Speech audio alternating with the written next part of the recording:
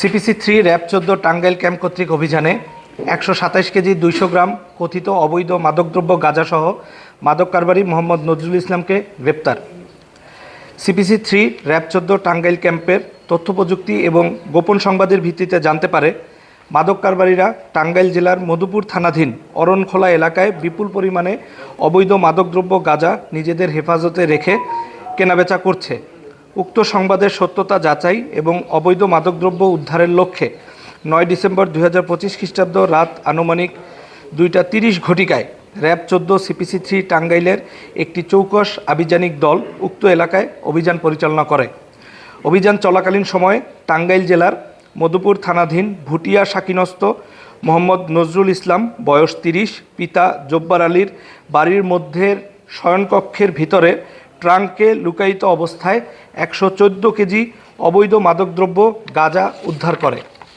পরবর্তীতে তাকে জিজ্ঞাসাবাদে সে তার সহযোগী মধুপুর জেলার ভুটিয়া গ্রামের বাসিন্দা মোহাম্মদ স্বপন মিয়া বয়স 29 পিতা মোহর আলীর বাড়িতে অবৈধ মাদকদ্রব্য গাঁজা রক্ষিত আছে বলে জানায়।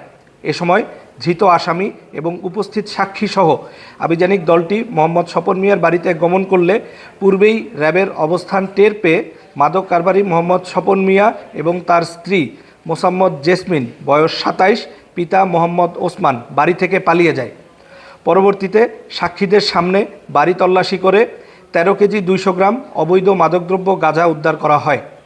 উক্ত অভিযানে সর্বমোট 127 কেজি 200 গ্রাম অবৈধ মাদকদ্রব্য গাঁজা উদ্ধার করা হয়, যার অবৈধ বাজার মূল্য 38,16,000 টাকা। ধৃত আসামি মোহাম্মদ নজরুল ইসলাম এবং পলাতক আসামি মোহাম্মদ স্বপন মিয়া ও মোসাম্মদ জেসমিনের নামে মামলা দায়ের পূর্বক জব্দকৃত অবৈধ মাদকদ্রব্য মধুপুর থানায় হস্তান্তরের কার্যক্রম বর্তমানে প্রক্রিয়াধীন রয়েছে। তার সাথে কথা বলে 2 জনের নাম পেয়েছি, আরও হয়তো কারো যোগসাজশ থাকতে পারে, এটা পরবর্তীতে তদন্ত কার্যক্রমে বের হয়ে আসবে।